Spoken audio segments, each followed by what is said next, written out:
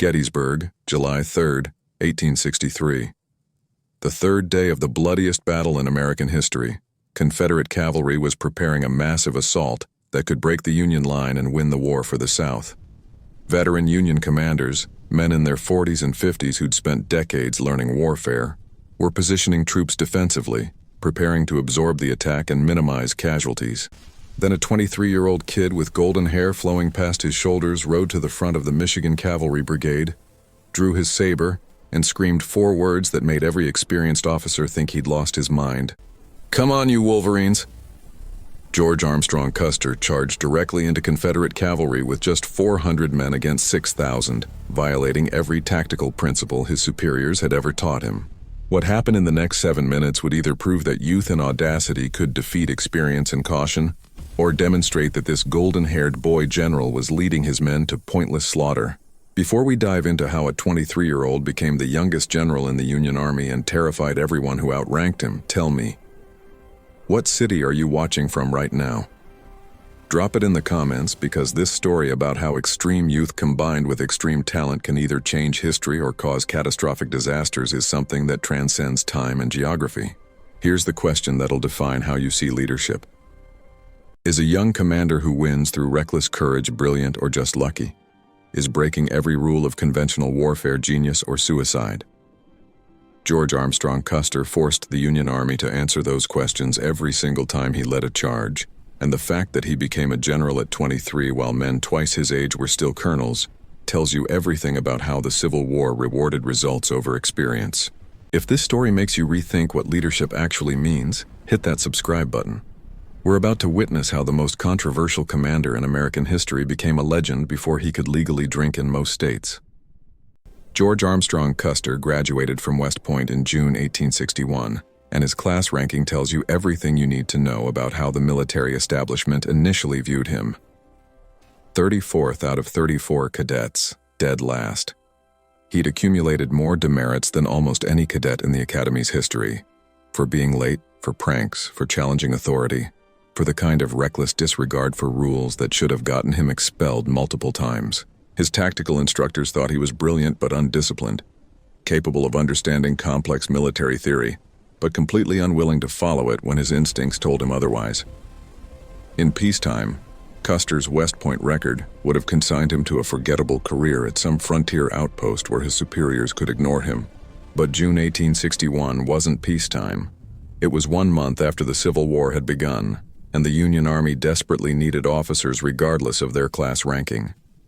Custer was commissioned as a second lieutenant in the 2nd U.S. Cavalry and immediately sent to the front, where his contempt for conventional tactics would either get him killed quickly or make him famous. His first real combat came at the First Battle of Bull Run in July 1861, and Custer's performance revealed the pattern that would define his entire military career. He saw an opportunity that more cautious commanders missed, he acted on it without waiting for orders, and he succeeded through speed and aggression that overwhelmed enemies before they could react. While other Union officers were retreating in the chaotic disaster that Bull Run became, Custer led a small cavalry detachment in a charge that briefly disrupted Confederate pursuit, buying time for panicked Union soldiers to escape. The charge was tactically insignificant in the larger disaster of Bull Run, but it was noticed by senior officers who were desperately looking for anyone who showed initiative and courage rather than just following orders and running when things got difficult. Within months, Custer had attracted the attention of General George McClellan, the Army of the Potomac's commander, who recognized in this brash young officer exactly the kind of aggressive cavalry leader the Union desperately needed. McClellan made Custer his aide-de-camp, essentially a personal assistant and tactical advisor, which gave this 21-year-old unprecedented access to how major military operations were planned and executed. Custer absorbed everything, watching how generals thought about strategy and logistics and risk, learning from their successes and especially from their failures. But more importantly, he developed a philosophy about warfare that was radically different from what West Point had taught him. Speed matters more than precision, initiative matters more than waiting for perfect conditions, and soldiers will follow officers who lead from the front even when, especially when, the tactics seem insane. What made Custer different from other young officers wasn't just his courage or his tactical instincts. It was his absolute conviction that conventional military wisdom was often wrong, that the rules his instructors had taught him were designed for armies that no longer existed. The Peninsula Campaign of 1862 was where Custer's reputation began to form, where senior officers started noticing that this kid with the flowing blonde hair and flamboyant uniform did things that should have gotten him court-martialed, but instead won battles. During a reconnaissance mission, Custer disobeyed direct orders to observe enemy positions from a distance and instead led his men directly into Confederate lines to capture prisoners for interrogation. The maneuver was tactically reckless. Custer's small force could have been destroyed, but it provided intelligence that helped the Union Army avoid a costly ambush.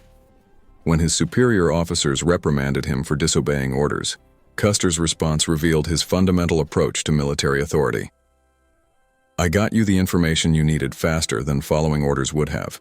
Results matter more than protocol." The attitude should have ended his career. Instead, it started making him indispensable to commanders who cared more about winning than about maintaining chain of command.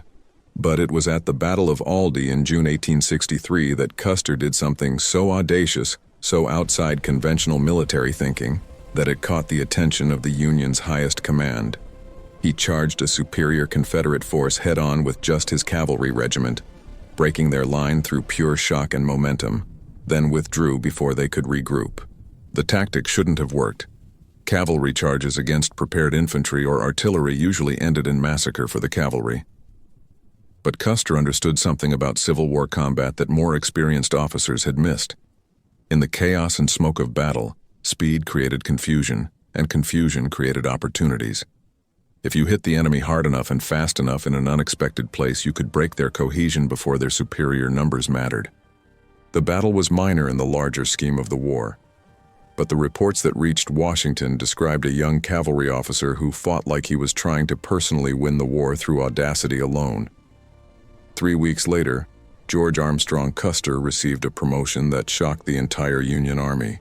He was commissioned as a brigadier general and given command of the Michigan Cavalry Brigade. He was 23 years old. The men he now commanded included colonels and majors who'd been fighting since the war began, who'd earned their ranks through years of service and proven competence. And now they were taking orders from a kid who'd graduated last in his West Point class 2 years earlier. The appointment was controversial to the point of causing genuine outrage among career military officers who believed that rank should be earned through experience and seniority, not given to boys who'd gotten lucky a few times. But the appointment came directly from the Secretary of War and was personally endorsed by General Pleasanton, who commanded the Cavalry Corps and had watched Custer in action enough times to believe that his unconventional tactics were exactly what the Union cavalry needed. Custer took command of the Michigan Brigade on June 29, 1863, 4 days before the Battle of Gettysburg would begin, 4 days before he'd get his first chance to prove that his promotion was either brilliant foresight or catastrophic mistake. The first thing Custer did when he took command was design a uniform that would make him instantly recognizable on the battlefield. A black velvet jacket with gold braid, a scarlet necktie, a wide-brimmed hat, and that distinctive long blonde hair flowing down to his shoulders. Conventional military wisdom said commanders should blend in with their troops to avoid being targeted by enemy sharpshooters. Custer's philosophy was exactly the opposite. He wanted to be visible, wanted his men to always know where he was, wanted the enemy to see him and know they were facing someone who didn't hide behind his soldiers. The uniform became legendary and controversial in equal measure. Critics called it vanity and showmanship. But Custer's soldiers understood what it really was, a message that their commander wasn't asking them to take risks he wouldn't take himself, that he'd always be at the front where they could see him. And at Gettysburg on July 3, 1863, that visibility would matter more than anyone could have predicted. The battle had been raging for 2 days, with massive casualties on both sides and no clear victor. Confederate General J.E.B. Stuart's cavalry, the best in either army, commanded by the most famous cavalry officer in America, was positioning for a massive assault on the Union rear that could collapse the entire defensive line and win the battle for the South. Stuart had 6,000 veteran cavalrymen who'd been fighting together for 2 years, who'd won virtually every engagement they'd fought, who were supremely confident that they could break any Union cavalry force that opposed them. Facing them was Custer's Michigan Brigade, 400 cavalrymen who'd had their new commander for exactly 4 days, who weren't entirely sure this golden-haired boy general knew what he was doing. Conventional tactics said to position defensively, use terrain and prepared positions to minimize the advantage Stuart's superior numbers gave him, fight a delaying action while reinforcements arrived. Custer's tactics said, fuck that. Charge them head-on before they're fully organized, hit them so hard and fast they don't have time to use their numerical advantage, break their momentum before the attack even begins. His senior officers argued against it. This was suicide. This was throwing away 400 men for no tactical gain. This was a boy general trying to be a hero and getting his brigade massacred instead. But Custer had the absolute conviction that only 23-year-olds who've never really failed at anything can have. He knew, not believed, knew, that his tactics would work because they'd worked every other time he'd used them, because speed and shock could overcome numbers if you committed completely. He rode to the front of his brigade, drew his saber, and delivered the line that would become legendary, "Come on, you Wolverines." Then George Armstrong Custer, 23 years old, commanding general of the Michigan Cavalry Brigade for 4 days, led a charge directly into 6,000 Confederate cavalrymen in the most reckless tactical decision of the entire Battle of Gettysburg. His men followed, not because they were sure he was right, but because he was riding at the very front where they could see him, because his confidence was so absolute that it infected everyone around him, because he made them believe that 400 men charging 6,000 made perfect sense if you just committed hard enough. What happened in the next 7 minutes would either vindicate Custer's appointment as the youngest general in the Union Army, or prove that promoting a 23-year-old to command thousands of men had been insane. The collision between Custer's 400 Michigan cavalry and Stuart's 6,000 Confederate cavalry wasn't a battle. It was a controlled explosion of horses and men and sabers and pistols in a space maybe 300 yards wide. Custer hit Stuart's lead elements so hard and so unexpectedly that the Confederate formation collapsed inward, the carefully organized attack dissolving into chaos as individual units tried to respond to threats from directions they hadn't anticipated. This is what Custer understood that more experienced officers didn't. In the confusion and smoke and noise of cavalry combat, organization mattered less than momentum. If you hit first and hit hard enough, the enemy spent precious seconds trying to figure out what was happening instead of executing their planned attack, and those seconds were all Custer needed to turn Stuart's numerical advantage into a disadvantage. Because 6,000 men trying to organize in a confined space just created a traffic jam of targets.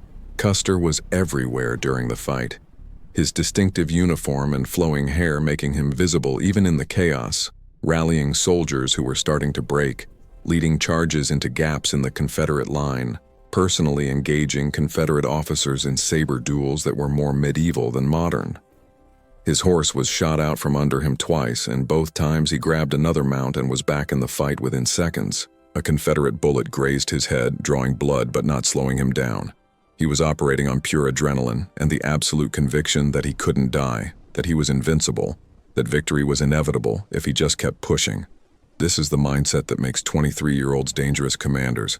They haven't lived long enough to internalize their own mortality, so they take risks that older, wiser officers would never consider. The fight lasted 7 minutes from Custer's initial charge to Stuart's decision to withdraw. 7 minutes of concentrated violence that left hundreds of men dead or wounded on both sides, that turned a Pennsylvania field into a graveyard, that accomplished nothing except preventing Stuart's planned attack on the Union rear. By conventional military metrics, the engagement was tactically insignificant. A small cavalry skirmish on the 3rd day of a 3-day battle that was being decided by infantry and artillery elsewhere. But by the metrics that mattered to Custer and to the Union command, it was a strategic victory. Stuart's cavalry, which had never been stopped before, had been stopped by a 23-year-old general leading a charge that every tactical manual said should have failed. When the battle reports reached Washington, George Armstrong Custer became famous overnight. Not just within the Army, but in newspapers across the North that were desperate for heroes, for evidence that the Union could win this war. The problem with becoming famous at 23 for reckless courage that happened to work is that you become convinced the recklessness was the key, that taking insane risks is what separates good commanders from great ones. Custer internalized exactly the wrong lesson from Gettysburg. Not that his tactics had worked in specific circumstances that might not repeat, but that his tactics worked, period. that charging superior forces was always the right answer if you just committed hard enough. Over the next 2 years, he'd use the same approach in battle after battle. The Overland Campaign, the Valley Campaign, the final pursuit of Lee's army to Appomattox. And every time it worked, it reinforced his conviction that conventional military wisdom was for cowards and that he'd discovered the secret to winning wars. Nobody around him recognized that he wasn't learning. He was just getting lucky repeatedly and mistaking luck for genius. By 1865, when the Civil War ended, George Armstrong Custer was the most famous cavalry commander in America, a 25-year-old major general, he'd been promoted again, who'd never lost a significant engagement, who'd become synonymous with aggressive cavalry tactics, who was featured in newspapers and magazines as the embodiment of Union victory. He'd done things that should have gotten him killed dozens of times, charging superior forces, disobeying orders when he thought his judgment was better, leading from the front where enemy fire was heaviest, and he'd survived not just intact, but celebrated. The war had taught him that his instincts were better than his superiors' experience, that rules existed to be broken when circumstances demanded it, that soldiers would follow officers who inspired them through personal courage regardless of whether the tactics made conventional sense. These were dangerous lessons for someone so young to learn, because they depended on the specific conditions of Civil War cavalry combat that wouldn't exist in future conflicts.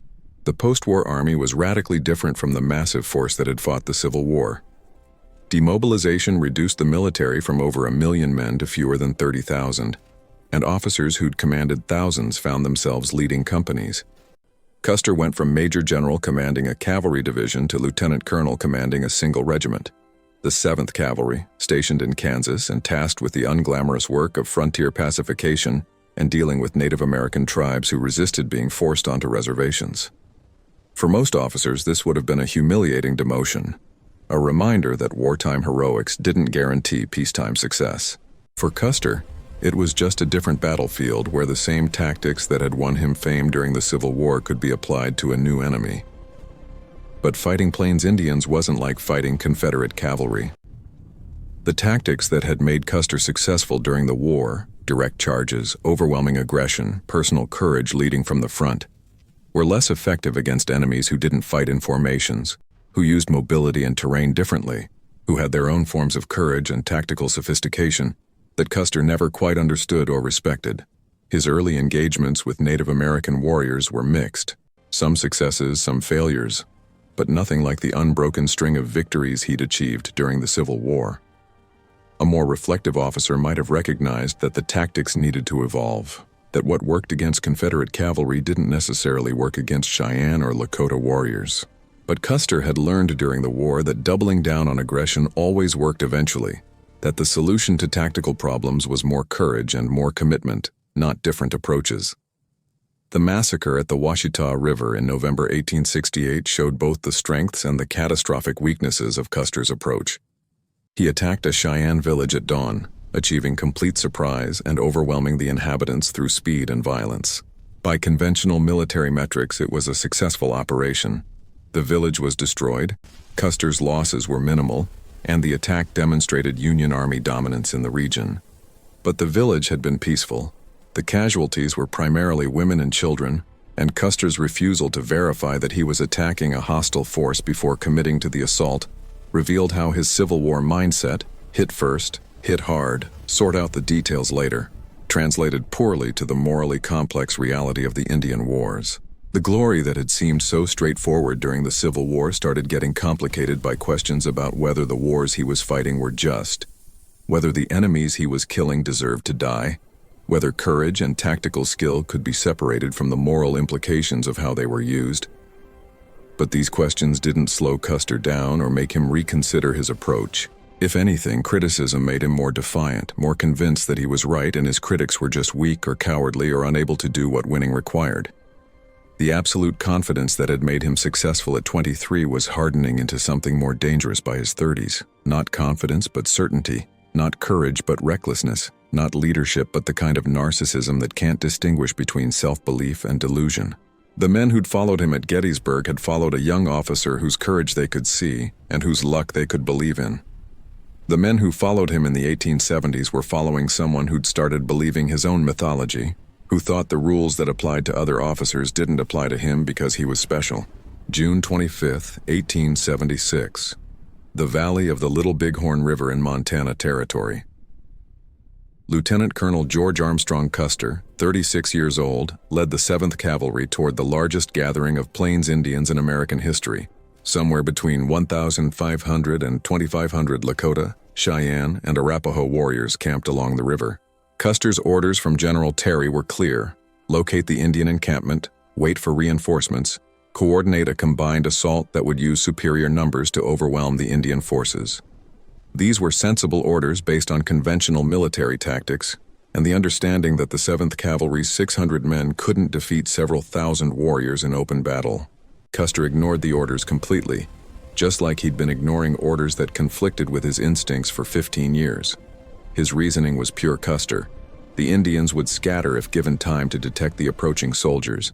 Reinforcements would arrive too slowly to matter, and the opportunity to deliver a decisive blow would be lost if he waited for permission from commanders who weren't on the ground seeing what he saw. These were the same justifications he'd used at Gettysburg and dozens of other battles, and they'd always worked before because his aggression had overwhelmed enemies before they could respond effectively. What Custer didn't understand, what his entire career had prevented him from learning, was that his Civil War successes had depended on fighting enemies who used tactics and formations he understood, who responded to cavalry charges in predictable ways. The Lakota and Cheyenne warriors waiting at Little Bighorn weren't Confederate cavalry, and they weren't going to break just because Custer charged them with absolute confidence. Custer divided his regiment into 3 battalions and led one of them, about 210 men, in a direct assault on what he thought was the edge of the Indian encampment. The tactic was classic Custer: hit them before they're organized, use speed and shock to create chaos, trust that his soldiers' training and his leadership would overcome numerical disadvantages. But as his battalion crested the ridge above the Little Bighorn River, Custer saw something that should have made him retreat immediately. The encampment wasn't a few hundred warriors. It was thousands, spread across miles of valley, outnumbering his entire regiment 5-1 at minimum. A more cautious commander would have withdrawn, regrouped with the other battalions, waited for reinforcements. But Custer had spent 15 years learning that retreat was for cowards, and that commitment to the attack was what separated successful commanders from failures. He ordered the charge. And for the next hour, George Armstrong Custer and the 210 men of his battalion fought against odds that made Gettysburg look like a fair fight, overwhelmed by warriors who knew the terrain better, who fought with tactics Custer couldn't predict, who had their own forms of courage and commitment that matched anything the 7th Cavalry could offer. The details of the battle are disputed. No soldiers from Custer's battalion survived to give testimony, but the outcome is undeniable. By the time the fighting ended, every single man in Custer's battalion was dead, including the golden-haired general who'd thought he was invincible. The youngest general in Civil War history, the boy who'd charged 6,000 Confederate cavalry with 400 men and won, died at 36 because he never learned that the tactics that made him famous wouldn't work forever against every enemy. The news of Custer's death reached the American public during the centennial celebrations of July 4, 1876, turning what should have been national celebration into shock and mourning. The initial reports were confused and contradictory. Some said Custer had been ambushed, others that he'd been overwhelmed by superior numbers, still others that he'd been betrayed by scouts or subordinates. But as more details emerged, the truth became clear.